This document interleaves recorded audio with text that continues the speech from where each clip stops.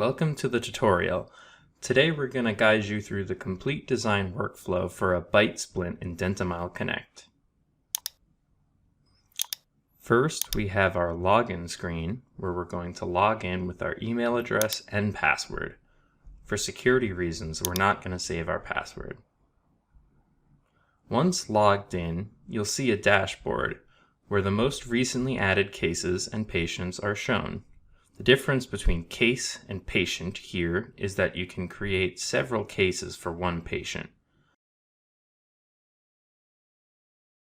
If so, several cases have already been created for a patient. They would be shown here.